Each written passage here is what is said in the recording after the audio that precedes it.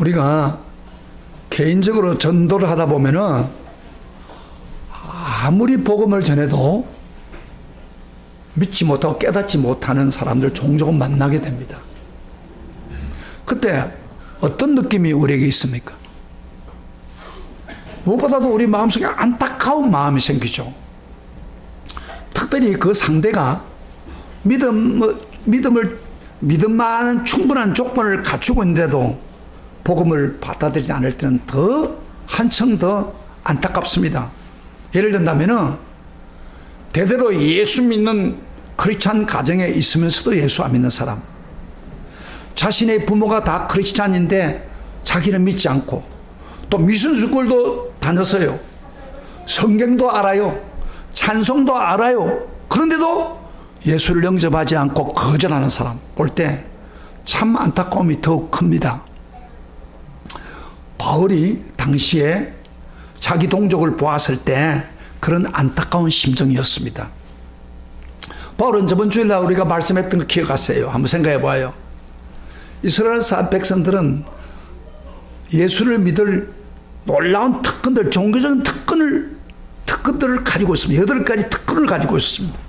그럼에도 불구하고 이스라엘 사람들은 그리스도를 거절하고 믿지 않았습니다. 그러니까 바울이 얼마나 안타깝겠습니까? 그래서 바울의 가슴에 그들이 구원받기 위해서 큰 근심과 고통이 항상 자기 동족들을 위해서 항하고 있었다는 것입니다. 여러분, 이 걱정과 근심은 좋은 근심입니다. 왜? 안 믿는 사람을 바라보는 그 근심이 여러분의 가득 차기를 바랍니다. 여러분, 자신을 둘러싸고 있는 대다수 사람들이 불신앙의 자리에 있음에도 불구하고 우리는 믿음의 자리에 서게 된 소수의 무리들에게 적용되는 성경적인 독특한 명칭 하나가 있습니다. 다시 말해 무슨 말이냐면은 주변에 사람이 하나도 안 믿는데 믿는 사람, 소수의 사람, 이 사람들을 보고 성경적인 독특한 명칭 하나가 있습니다. 오늘 본문에 등장하고 있습니다. 이것이 무엇일까요? 오늘 설교의 핵심입니다. 이 핵심을 가지고 제가 설교를 풀어나갑니다. 27절 한번 있어봐. 27절. 이렇게 다 같이 있으면서 무엇인가 한번 찾아봅시다. 시작. 또 이사야가 이스라엘에 관하여 이르되 이스라엘 자손들의 수가 바다의 모래 같을지라도 남은 자만 구원을 받으리니 주께서 땅 위에서 그 말씀을 이루고 속히 시행하시라 하시느니라. 여기 핵심적인 구절이 뭐예요? 네, 남은 자만 구원을 받으리라. 이 남은 자라는 말 오늘 굉장히 중요합니다. 그래서 제가 설교 제목이 뭐예요? 남은 자만 구원 얻으리라. 이거 오늘 핵심 구절입니다. 이 남은 자라는 말 속에는 두 가지 커다란 의미가 있습니다. 하나는 남은 자는 구원받은 백성을 말합니다. 그리고 하나는, 두 번째는 계속 구원받아서 하나님 앞에 쓰임받는 백성들, 그걸 남은 자라고 합니다. 그러니까 구원받고 하나님께 쓰임받는 사람. 여러분요, 그 이스라엘의 역사를 보면은 그 하나님의 섭리와 역사는 바로 이 남은 자들을 통해서 남은 자들이 어떻게 쓰임받는가, 그런 도구로 사용한 것을 가르쳐 성경이 기록되어 있는 겁니다. 그래서 남은 자 사상, 이게 구약 성경에서 계속 흐르고 있는 흐름입니다. 자, 이스라엘 예를 하나 들어볼게요. 이스라엘의 아합 왕 때 그 아내 이세벨이라는 여자 때문에, 바알신을 섬기는 이 사람 때문에 그 이스라엘 나라가 전부 우상 덩어리가 되었습니다. 그래서 성경이 이렇게 말합니다. 북쪽 단에서 남쪽 브엘세벨까지 이스라엘이 우상행 재단 앞에 엎드리느라 그렇게 했어요.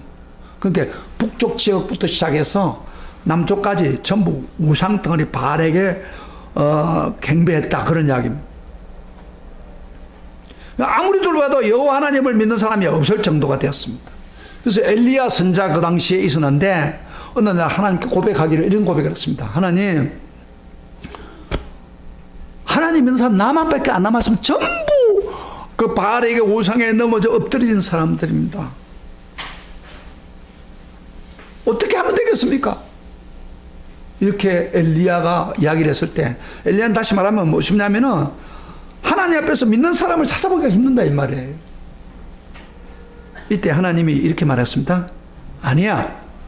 이 시대에 아직도 바알에게 무릎 꿇지 않은 사람 7,000명이나 내가 숨겨두었어. 그런 이야기를 했습니다. 이 사람이 누구예요? 바로 남은 자입니다.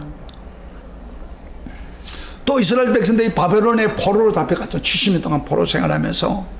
그러다 보니까 이스라엘 사람 처음 믿음 가졌던 믿음들이 다 이방 문화에 동화되면서 신앙을 떠나게 됩니다. 그리고 하나님을 망각하고 이방 문화에 젖어버립니다. 물들어가고 있을 때 그럼에도 불구하고 아직도 일부 사람들은 여호와 하나님을 굉의하고 회당을 세우고 율법을 읽고 여호와 하나님 반드시 새로운 날을 주실 것을 믿고 있던 사람들, 그 사람들이 바로 이사야가 예언한 남은 자였습니다. 그래서 그들이 나중에요 해방이 되었을 때 포로로 돌아와가지고 성전을 짓고 새로운 역사를 창조하는 도구가 되었습니다. 그 사람들이 바로 이스라엘 백성 아닙니까? 이 남은 자라고 합니다. 여러분, 이 시대에도 우리가 이 남은 자의 구원의 반열에서 인생을 살고 있다는 사실은 얼마나 큰 축복인지 모릅니다. 여러분, 자신이 남은 자에 속했다고 믿습니까? 남은 자의 반열에 있다고 믿습니까?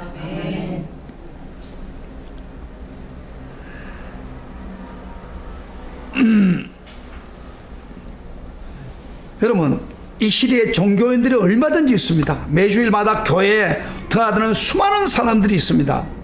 그러나 정말 하나님의 구원의 영광을 확실히 믿고 하나님 손에 붙들려 쓰임받는 남은 자 속에 나도 한 사람이라고 확신하십니까? 남은 자만이 구원받는 거예요. 성경에 말하기를. 이 7절에 있는 말씀은 한마디로 말해서 이렇게 이야기해요. 하나님 소위 하나님 백성으로 잡아든 이스라엘 사람 바닷가에 모래같이 많을지라도 그러므로 불구하고 남은 자만이 구원을 받고 하나님 손에 붙들린다고 성경은 못을 박아놓고 있습니다. 제가 요새 요거 하나 샀어요. 이게 좀 이상하지 않아요? 이거 아주 이쁜 거 하나 샀어요. 딱 보고 할 수 있다는. 바울은 지금 바울도 자기 동족 대부분이 불신자의 길로 가고 있는 안타까운 상태를 지켜보면서 자기를 포함해서 매우 적은 무리들이 남은 자로서 구원의 영광을 누리고 예수 그리스도를 메시아로 믿고 고백하고 하나님께 쓰임받고 있다고 말합니다. 그러면서 바울이 그러면 이렇게 남은 자가 되는 이유가 무엇인가? 무엇 때문에 남은 자로서 구원받는 사람이 되는가? 이 본문에서 그러면서 그러면 우리가 남은 자가 될 수 있는 분명한 이유가 무엇인가 있습니다. 그 이유를 바울은 분명하게 말씀하고 있습니다. 그래서 오늘 설교는 남은 자가 될 수 있는 분명한 이유 3가지입니다. 오늘 이거 잘 들어야 돼요. 자기가 남은 자에 대해서 확신이 있는 사람은 오늘 이 말씀대로 붙들고 그렇게 되면 여러분 남은 자가 될 수 있습니다. 남은 자가 어떤 사람이라고요? 확실히 구원받는 사람, 그리고 이 생에서 하나님께 쓰임받는 사람입니다. 그렇게 되기를 축복합니다. 그러면 설교 잘 들어야겠죠? 지금 제가 본문을 이제 설명해 나가면서 3가지, 남은 자 3가지를 이유를 설명하겠습니다.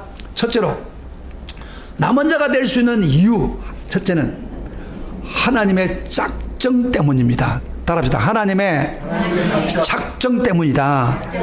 이 작정의 말이 좀 어렵는데 신학적으로 이야기한다면 하나님의 선택 때문이다. 선택이란 말입니다. 남은 자가 될 수 있는 가장 중요한 선택 때문이다. 하나님이 우리를 구원할 수도 있고 버릴 수도 있습니다. 그런데 하나님이 우리를 구원하기로 작정했다 그 말이에요. 그 사람이 남은 자라는 거예요. 그럼 오늘 긴 본문에서 좀 긴 본문을 제가 찾아가면서 이야기할 건데 계속 강조되고 있는 게 뭐예요? 여러분 집에서 성경 읽어보시는가 뭐 계속 강조되고 있는 게 뭐예요? 흐르고 있는 맥이 하나님이 선택하고 작정했다 그런 이야기를 계속하고 있어요. 그 성경을 인용하고 있는 겁니다. 여러 구절을. 자, 우리 6절부터 9절을 한번 읽어봅시다. 직접 우리가 보면서 자, 하나님 어떻게 선택하고 있는가 봅시다. 다 같이 시작. 6절부터 9절까지 소리를 내어서 읽으면서 제가 설명해 드렸습니다. 그러나 하나님 말씀이 폐하여진 것 같지 않도다. 이스라엘에게 난 그들이 다 이스라엘이 아니요 또한 아브라함의 씨가 다 그의 자녀가 아니라 오직 이삭으로부터 난 자라야 내 씨라 불리리라 하셨으니 곧 육신의 자녀가 하나님 자녀가 아니요 오직 약속의 자녀가 씨로 여기심을 받느니라. 약속의 말씀은 이것이니 명년 이때 내가 이르리니 사라에게 아들이 있으리라 하심이라. 여기 성경은 아브라함의 씨가 다 하나님 자녀가 아니라는 겁니다. 그럼 누구의 자녀가 하나님 자녀라고 했죠? 오직 이삭의 자녀. 이삭은 약속의 자녀입니다. 자, 무슨 이야기냐면 잘 들어봐요. 아브라함이 이삭만 온 게 아니에요. 누굴 낳았어요? 하갈을 통해서 이스마엘 낳았잖아요. 그게 지금 바로 중동 사람들입니다. 예? 그 사람들의 조상이 마호메트 이슬람교도입니다. 그런데 이분들은 하갈을 통해서 이스마엘을 섭니다. 그는 하나님의 선택된 자가 아닙니다. 하나님은 사라를 통해서 이삭을 통해서 약속한 것입니다. 그 구원받는 하나님 백성이라는 이야기입니다. 그 이야기를 지금 하려고 지금 하고 있는 거예요. 그러니까 반드시 하나님이 선택해서 된 거예요. 그 다음에 또 우리가 이삭의 우선 중에서 또 어떤 자가 남은 자가 봅시다. 우리 10절부터 13절 다 같이 읽으면서 합시다. 시작. 그뿐 아니라 또한 리브가가 우리 조상 이삭 한 사람을 말미암아 임신하였는데 그 자식들이 아직 나지도 아니하고 무슨 선이나 악을 행하지 아니한 때 택하심을 따라 되는 하나님의 뜻이 행위로 말미암지 않고 오직 부르시는 이로 말미암아 서게 하려 하사 리브가에게 이르시되 큰 자가 어린 자를 섬기려 하였나니 기록된 바 내가 야곱은 사랑하고 에스는 미워하였다 하심 같으니라. 여기 이삭의 아내 리브가입니다. 리브가 쌍둥이를 배웠어요. 쌍둥이를 배웠는데 하나님께서 깨우쳐주는 게 뭐냐면 태어나기 전에 형이 동생을 섬기겠다 그랬어요. 형은 누구요? 에서. 그 다음 두 번째 딸은 야곱인 쌍둥이인데 그런데 형이 동생 야곱을 섬긴다고 그랬어요. 그러니까 여기 보면은 선이나 무슨 선을이나 악을 행하지 않은 뱃속에 있을 때 하나님이 선택했다 이 말이에요. 그래서 야곱이 야곱을 더 사랑하고 에스보다도 야곱을 더 사랑했다 그런 이야기예요. 그래서 이스라엘의 선조가 되게 만들었다. 하나님은 선택에 위해서 됐다는 거예요. 사실요 남자로 볼 때는 더 매력적인 사람 누구예요? 에서가 더 매력적입니다. 사양도 하고요. 털도 나고 막 칼질도 잘하고 막 남자들. 야곱은 아주 여자들처럼 음식이나 하고 이렇게 앉아 있는 거 엄마 뒤에 꽃무늬 여성 같은 애. 인간적으로 볼 때는 에서가 더 멋있습니다. 그러나 하나님은 누굴 택했다고요? 야곱을 택한 거예요. 이 선택이에요. 이 남은 자예요. 그리고요 또 봅시다. 모세에게도 말씀했습니다. 모세를 통해서 지금 이런 말을 합니다. 남은 자가 어떤 거냐. 15절부터 18절까지 같이 읽어봅니다. 시작. 모세에게 이르시되 내가 긍휼히 여길 자를 긍휼히 여기고 불쌍히 여길 자를 불쌍히 여기리라 하셨으니 그런즉 원하는 자로 말미암도 아니고 다른 박질하는 자로 말미암도 아니고 오직 긍휼히 여기시는 하나님으로 말미암아니라. 성경이 바로에게 이르시되 내가 이 일을 위하여 너를 세웠느니 곧 너로 말미암아 내 능력을 보이고 내 이름이 온 땅에 전파되게 하려 함이라 하셨으니 그런즉 하나님께서 하시고자 하는 자는 긍휼히 계시고 하고자 하시는 자는 완악하게 하시느니라. 모세가 이스라엘 사람을 인도할 때 이스라엘 사람도 어떻게 해서 인도했다고요? 긍휼해서 긍휼히 보시고 인도했다. 그러나 반대로 또 한 사람 바로는 하나님이 완악하게 해가지고 결국 하나님 능력을 보이고 결국 이스라엘 쫓아왔다가 홍해 물속에 빠져 죽지요. 그래서 하나님이 긍휼히 여기는 자는 긍휼히 여긴다. 완악하게 여긴 사람은 하나님 완악하게 여긴다. 그래서 여기 보면은 원해서 되는 것도 아주 다른 박질을 해서 그들이 구원받은 게 아니다 이 말이야. 하나님이 긍휼히 여기시는 선택 때문에 구원받았다 그런 이야기예요. 그게 바로 남은 자예요. 바울은요, 하나님이 남은 자가 되게 하는 데는 선택이라고 하는 것, 선택가 작정됐다는 것을 계속해서 여러 번 반복하고 구약의 말씀을 인용하면서 이야기를 하고 있습니다. 잡히죠? 이게 제가 설명한 게 쫙 잡히죠, 이게. 그런데, 자, 문제는 바울이 그렇게 구약의 말씀을 가지고 선택과 작정으로 이루어진다고 하면서 바울이 이 따라오는 그 독자들이, 로마 교인들이 아마 두 가지 반발을 할 거라고 예고를 하면서 지금 이야기를 하고 있습니다. 자, 그럼 첫 번째 반론이 어떤 일이 반론이 생기냐면은, 만약에 하나님의 선택이 사실이라면 그럼 어떤 사람은 선택하고 어떤 사람은 내어버리느냐. 그런 분이라면 하나님 공평하신 분입니까? 아니요. 여기 있는데 여기 여러분들 중에서 어떤 사람은 선택했고 어떤 사람은 선택 안 했다. 그러면 얼마나 불공평하시지 않아요? 불의하는 분이라고 생각됩니다. 그래서 14절에 이렇게 말합니다. 14절 봅시다. 그런즉 우리가 무슨 말을 하리요? 하나님의 불의가 있느냐? 하나님 불의가 있다고 생각했단 말이에요. 그러니까 그럴 수 없느니라. 어떤 사람 선택하고 다른 사람은 거절했다면은 불의하고 불공평한 거 아니냐 이렇게 말할 때 그럴 수 없느니라. 하나님은 불의하고 불공치 않다고 분명히 못을 박아 놓습니다.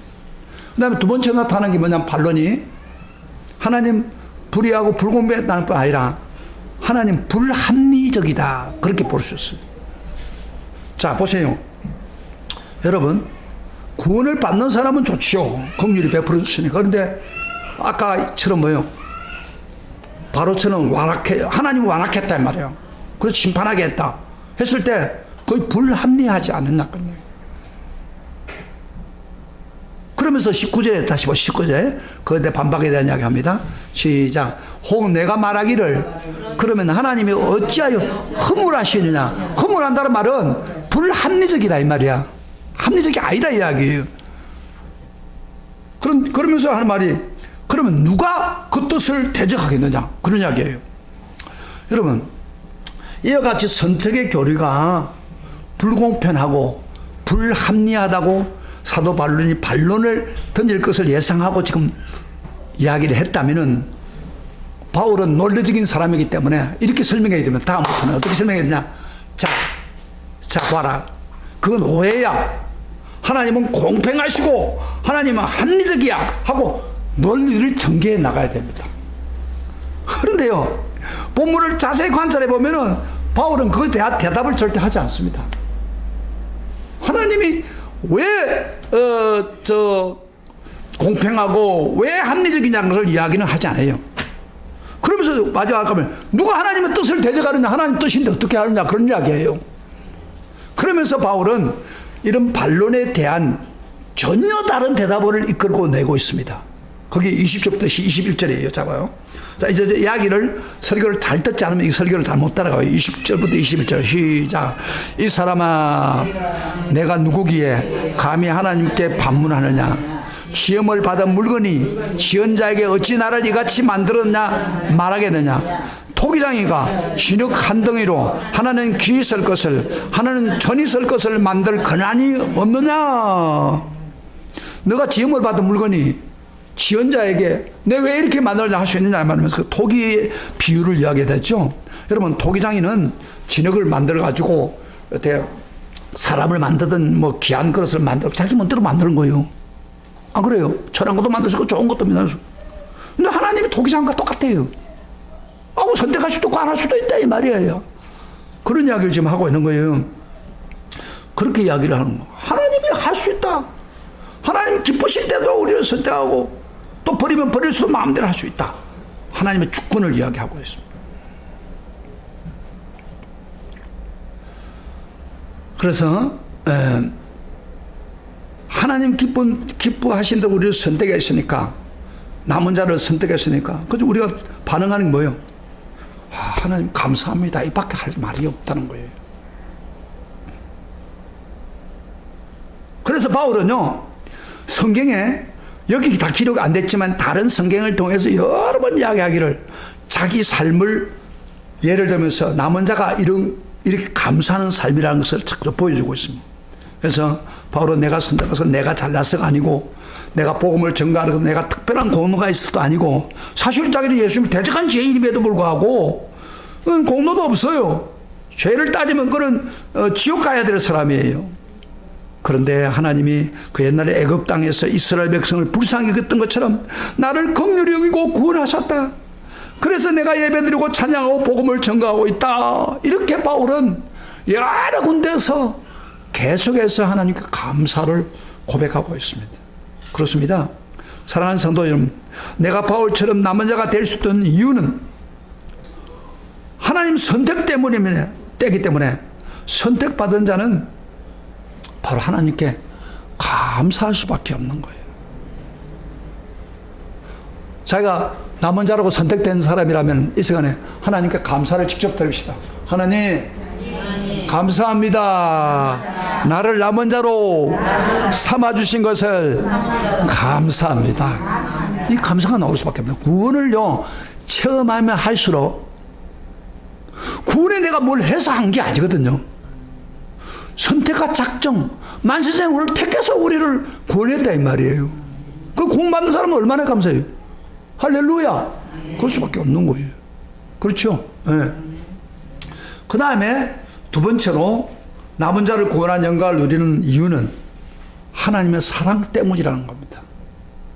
선택에 의해서 우리를 구원할 뿐 아니라 하나님의 사랑으로 우리를 선택했다는 것입니다. 여러분, 그 신학교 들어가면 이 선택이라는 교리, 만세전에 우리를, 여러분이 태어나기 전에 만세전에 우리를 택해서 구원자로 선택했다, 남은 자로 구원했다, 이 말이 좀 이해가 잘 안 돼요. 그래 신학교 들어가면은 학생들이 항상 교수에게 질문합니다. 어떤 사람은 선택되고 어떤 사람은 선택 안 됩니까? 불공평한 거 아닙니까? 3년을 신학 공부하면서 계속 질문하지만 해답을 얻을 수가 없는 게 그 말이에요. 하나님이 했다는 거예요. 그 밖에 다른 대답이 없는 거 사실은. 그런데 이 선택을 잘못 접근할 수 있는, 숙명적으로 접근하기 때문에 문제가 생깁니다. 이런 사람이에요. 숙명적으로 접근한다는 것은 무슨 말이냐, 내가 선택됐으니까 이제 내 멋대로 뭐 구원받고 안 되는 건 내 멋대로 하는 거 상관없으니까 내가 선택되었다면 뭐 멋대로 살아도 선택될 것이고 구원받을 것이고, 또 내가 선택 안 받으면 아무리 노력해도 선택 안 받을 거 아니냐. 이건 선택의 교리를 잘 모르는 거예요. 바로 숙명적인 견해를 가지고 선택을 이해하면 잘못된 겁니다.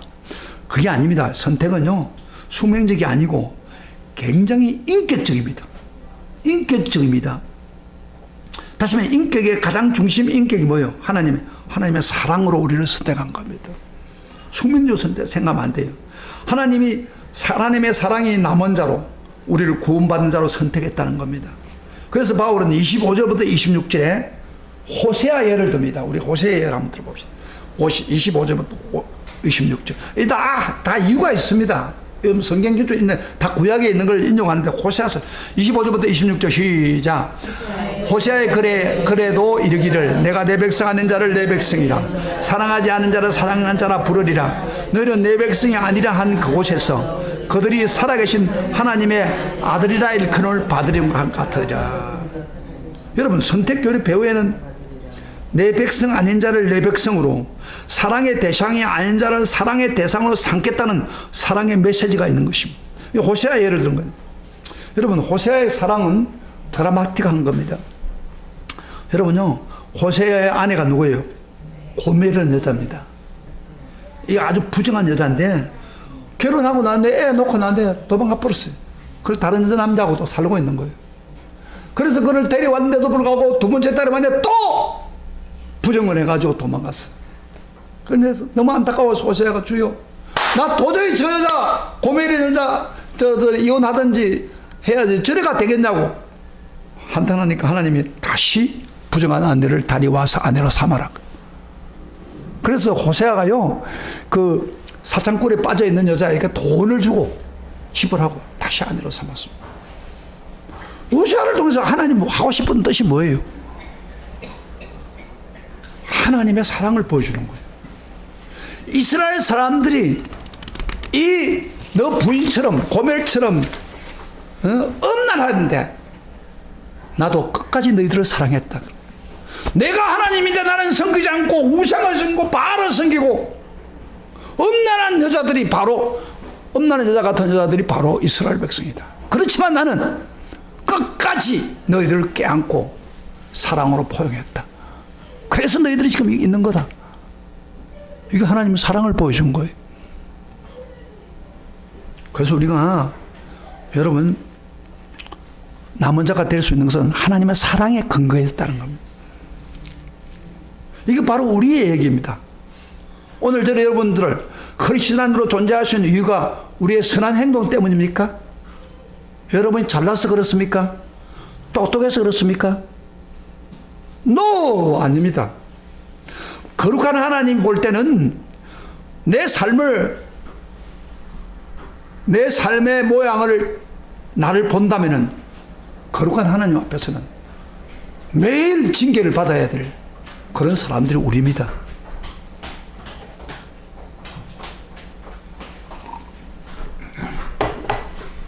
그래서 29절에 이렇게 말합니다.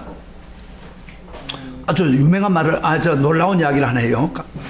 자, 29절 같이 시작. 또한 이사야가 미리 말한 바 만일 만군의 주께서 우리에게 씨를 남겨두지 아니하셨더라면은 우리가 소돔과 같이 되고 고모라 같으리라다 함과 같으니라. 씨를 남겨뒀다는 것은 나머지 구원받는 사람을 남겨두지 않았다면은 우리 모두가 소돔과 고모라 같이 됐다. 여러분 소돔 고모라는 게 무슨 말이에요? 성경에 보면 소돔 고모라 성은 너무너무 죄를 많이 지어가지고 천사가 가서 그 소돔 고모라 성을 멸망을 시켜버렸습니다. 그러면 우리는 소돔과 고모라보다도 더 낫습니까? 우리 삶을 잘 되돌아보면요 소돔 고모라가 다를 바가 없어요. 그럼 하나님의 공의로 심판을 받으면은 우리 다 불타고 멸망받아야 될 수밖에 없는 것입니다. 그런데 아직도 주님의 백성으로 섬기도록 남는 자로 한 이유가 어디에 있습니까? 바로 하나님의 사랑 때문입니다. 할렐루야. 사랑 때문입니다. 영원한 사랑. 어거스틴이라는 유명한 신학자가 이런 말을 했어요. 자기가 말씀을 가지고 묵상하는 가운데 자기를 바라보면서 내가 만약에 하나님이었다면 내가 나를 볼 때 나를 어떻게 하실까? 자기를 보고 내가 자기가 하나님처럼 능력이 있는 분이라면 어떻게 하실까? 생각을 해봤습니다. 묵상을 해봤습니다. 그러면서 이렇게 썼습니다. 내가 만약 하나님이라면 나를 벌써 부숴가지고 가루로 만들 것이다. 얼마나 잘못됐으니까 가루를 만들겠다. 여기 오늘 여러분 보세요. 오늘 여기 있는 사람들 중에서 하나님 공의로 보면요, 가루로 만들 사람 많습니다. 목사인 제가 봐도 어떻게 저렇게 예수를 믿어? 근데 하나님 볼 때는 더 자세히 볼 거 아닙니까? 그런데도 가루를 안 시키고 멸망 안 시키고 그대로 둔 것은 뭐예요? 바로 하나님의 사랑 때문이다. 그러냐. 그래서 우리는요, 하나님 사랑, 끝없는 사랑, 이 사랑이 얼마나 중요한지 모릅니다. 여러분, 베드로가 이런 이야기를 했죠. 형제가 죄를 범하면은 몇 번 용서해 줘야 됩니까? 7번 용서해 줘야 됩니까? 크게 생각해서 그랬어요. 그러니까 하나님이, 예수님이 7번씩 70번을 용서해 주라. 그러면 따지면 490번입니다. 그러면 490번만 용서해 달라고 했습니까? 그 말은 무슨 말이냐면은 무한하게 용서해 주라. 그 말은 무슨 말입니까? 사람이 어떻게 무한대로 용서할 수 있습니까? 근데 하나님이 사랑을 지금 이야기하고 있는 거예요. 하나님은 한없이 용서해 주시고 100% 용서하시고 완전히 용서해요. 그 사랑의 마음이 있기 때문에 하나님 자신을 표현하고 있는 거예요. 우리가 지었던 죄를 한번 여러분들이 노트에다가 매일매일 한번 써보세요. 마음으로 짓는 죄, 또는 행동으로 짓는 죄, 말로 짓는 죄 써가지고요, 계속 모아놨다면 기가 막힐 거예요. 하나님은 공의는 분은 그 심판할 수밖에 없는 거예요. 가루가 돼야 돼, 원칙은. 그렇지만은 하나님의 사랑으로 우리를 인도했다 이 말이에요. 그 크신 하나님의 사랑 말로 다 형용 못하네. 하나님의 사랑은 말로 가지고 표현할 수 없을 정도로 그 큰 사랑이라고. 자, 하나님 우리를 남은 자로 두신 이유가 뭐라 해서? 첫째, 선택에 의해서. 두 번째로, 하나님의 사랑에 의해서 우리를 남은 자로 했다. 그런 이야기. 그다음에 세 번째로, 남은 자로 우리를 구원을 누릴 수 있는 이유는 바로 예수님의 십자가의 은혜 때문입니다. 하나님께서 백성들에게 요구하는 거 한 가지 자격이 있어요. 한 가지 자격. 백성이 될 수 있는 자격. 어렵게 사는 거예요. 그래서 하나님과 접근할 때는 이 의의가 굉장히 중요합니다. 하나님과 경배하는데도 의의가 어려운 분을 만날 때 의의가 필요합니다. 의의가 없으면 하나님 백성으로 구원받을 수 없습니다. 원칙은. 그런데 문제는 어떻게 이 의를 얻을 수 있느냐 그 말이에요. 이스라엘 사람들은 이 의를 얻기 위해서 율법을 지키려고 노력했습니다. 그러나 성경은 율법을 지켜줘가 한 그 열심에 노력하는 행위가 이스라엘 백성의 의를 가져다 주지 못했다는 거예요. 자, 그래서 오늘 보면 30부터 32절 봅시다. 30. 자, 성경 거의 다 했다는데 잘 드세요. 32절부터 30절 32절 보자. 시작. 그런저 우리가 무슨 말을 하래요? 의를 따르지 않은 이방인들이 의를 얻었으니 곧 믿음에서 난 의요 의의 법을 따라간 이스라엘은 율법에 이르지 못하였으니 어찌 그러하냐? 이는 그들이 믿음을 의지하지 않고 행위를 의지함이라. 부딪히는 돌에 부딪혔느니라. 이스라엘 사람들은요, 율법 지키려고 노력을 많이 했습니다. 근데 성경은 이렇게 말합니다. 10가지 계명 중에 한 가지라도 범하면, 우리 생각할 때 우리 사람의 원리는 10개 중에 한 가지 범하고 9가지 하면 그래도 잘했다 그러잖아요. 성경은 그렇게 말하잖아요. 10가지 계명을 줬는데 한 가지 보면 똑같이 다 범했다 그렇게 생각하는 거예요. 자, 여러분 혹시 그래도 목사님 저는 어렵게 살았는데요, 10가지 하나만 범해도 율법 범했다고 그렇게 말합니다. 이스라엘 사람은 아무리 노력해도 율법을 통해서 구원받을 길이 없다고 이야기해요. 의를 받을 수 없었다. 그런데 어떤 사람이, 이방인들이, 자격도 없는 이방인들이 예수를 믿어서 어렵게 됐다 그런 이야기예요. 지금 그 이야기를 지금 하고 있는 거예요. 바로 예수님 우리 대신 십자가 중으로 우리가 의가 되었다. 그래서 우리가 믿기만 하면 예수님의 의가 우리에게 온다. 이게 뭐라고 해요? 제가 이야기했죠. 하나님이 세우신 칭의. 제가 그 로마서 3장을 이야기하면서 칭의, 새로운 법, 행위의 법이 아닌 그걸 구원했다, 그런 이야기. 여러분, 믿는다는 게 무슨 말입니까? 본질이 뭐예요? 어떤 사람 믿음이라고 하는 걸 잘못 알고 있어요. 믿음을 자기를 의지하는 거, 자기의 능력을 과신하는 것을 믿음이라고 생각하는데, 믿음은 절대 자기 자신의 자기가 자신에게 있는 게 아닙니다. 강조점이. 나는 스스로 내 행위로 구원받을 수 없고, 내가 최선을 행위를 해도 나는 얻을 수 없다. 그걸 깨닫는 사람들이 누구한테 가는 거예요? 하나님 아들 독생자 예수님이 십자가에 죽으신 그 예수님을 바라보면서 그 예수님을 믿고 나는 죄인입니다고 돌아오는 순간에 어렵다함을 입혀주는 거예요. 할렐루야. 그러니까 믿음은 자기의 의고 상관이 하나도 없어요. 아, 나는 이 정도로 괜찮다, 나는 거듭난다, 그런 믿음 아니에요. 그건 자기를 의지하는 거예요. 그건 믿음이 아닙니다. 믿음은 나는 죄인이고 내 스스로 아무것도 구원받을 수 없다, 예수밖에 없다, 그래서 예수 앞에 무릎 꿇고 예수님 용서해 주세요. 그럴 때 십자가에서 우리를 대신해 죽으신 그 예수님의 피가 우리 죄를 용서해서 어렵게 해주는 것입니다. 할렐루야. 그래서 믿음은, 은혜는 바로 너희가 그 은혜에 의해서 믿음으로 말미암아 구원받았느니 이것이 너희에게 난 게 아니라 하나님의 선물이라. 행위에서 난 것이 아니니 누구든지 자랑치 못하게 하라 함이니라. 그렇게 되는 거예요. 할렐루야. 그래서요, 유대인들은 아직도 자기 행위를 근거해서 막 노력해서 어렵게 하려고 하다 보면 어렵게 못하고 결국에는 뭐요? 그리스도를 만날 때 심판자인 그리스도를 만나게 되는 겁니다. 구원을 받지 못했으니까. 그러나 우리는 예수 믿음으로 말미암아 우리는 그리스도를 만나는 심판을 받지 않습니다. 예수님이 대신 해줬기 때문에 심판주로 만날 필요가 없습니다. 그러면서 32절, 33절의 마지막 마무리를 이렇게 말하고 있습니다. 우리 같이 봅시다. 시작. 어찌 그러하냐? 이는 그들이 믿음을 의지하지 않고 행위를 의지함이라. 부딪힌 돌에 부딪히느니라. 기록된 바 보라, 내가 걸림돌과 그치는 바위를 시온에 두노니 그를 믿는 자는 부끄러움을 당하지 아니하리라 함과 같으니라. 이 예수님을 뭐라고 상징해서 돌로 반석, 돌로 상징합니다.